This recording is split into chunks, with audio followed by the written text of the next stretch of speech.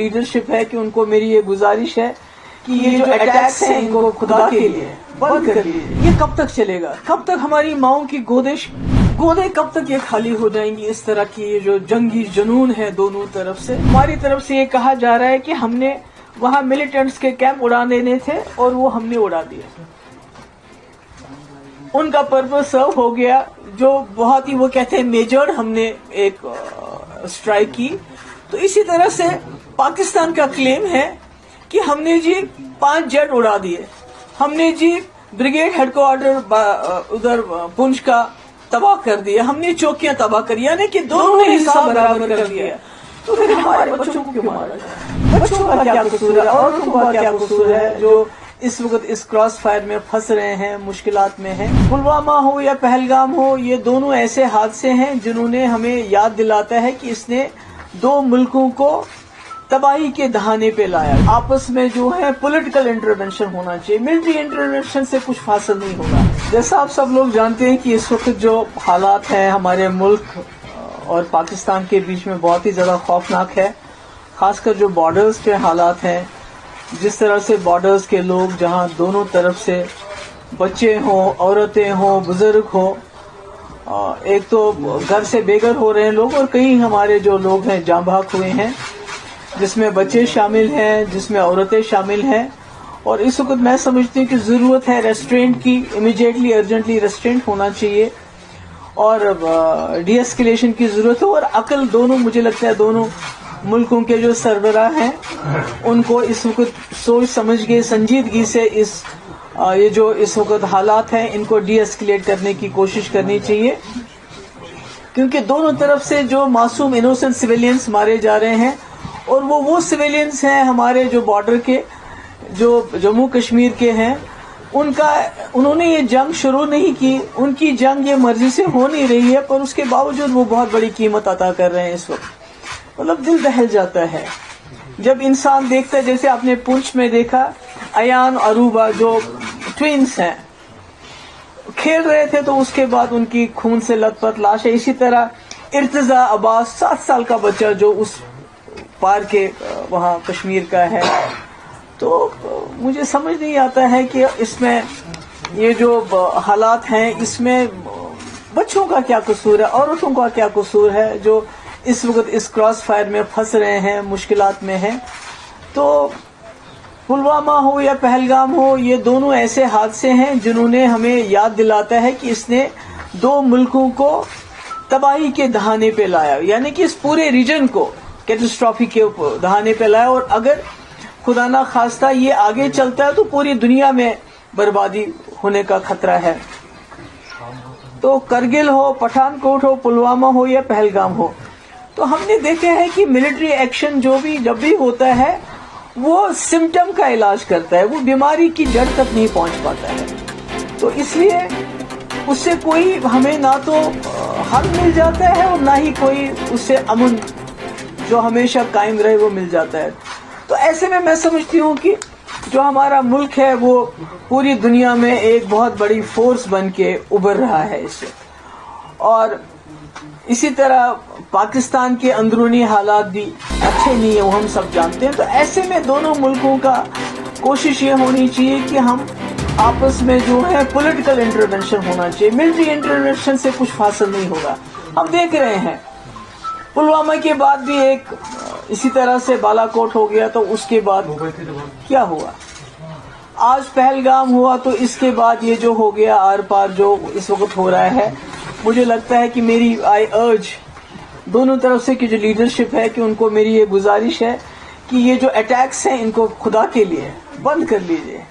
ہمارے بچے مطلب کہ جن کے کھیلنے کے دن ہے، میں نے خود دیکھا اس بچے کی جو فوٹو پہلے تھی، وہ کھیل رہا تھا اسی ٹی شرٹ میں، اور اس کے بعد جب اس کی میت کو لے کے جا رہے تھے جو پونچھ کا ہے، تو اس کے سر کا یہ حصہ بالکل الگ تھا. تو یہی حال ادھر ہے، اس سائڈ میں بھی ہے. تو میں سمجھتی ہوں کہ آخرکار جموں کشمیر کے لوگ، ہمارے خاص کر جو بارڈر کے لوگ، کب تک اس مصیبت کو جھیلیں گے؟ یہ کب تک چلے گا؟ کب تک ہماری ماؤں کی گودیں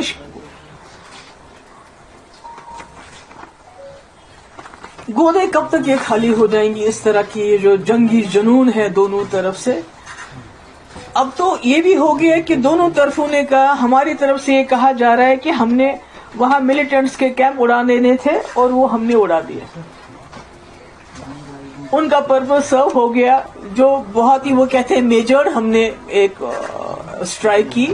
تو اسی طرح سے پاکستان کا کلیم ہے کہ ہم نے جی 5 جیٹ اڑا دیے, ہم نے جی بریگیڈ ہیڈ کوارٹر ادھر پنچ کا تباہ کر دیا, ہم نے چوکیاں تباہ کر, یعنی کہ دونوں نے حساب برابر کر دیا.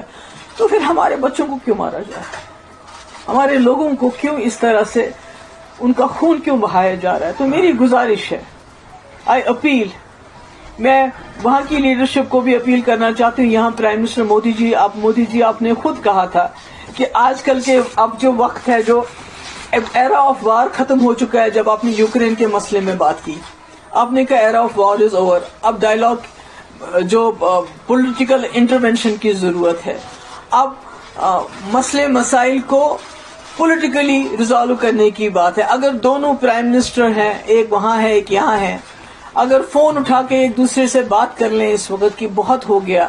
آپ نے جو کرنا تھا آپ نے کر لیا, ہم نے جو کرنا تھا ہم نے کر لیا, مگر بیچ میں جموں کشمیر کے معصوم لوگ مارے جا رہے ہیں.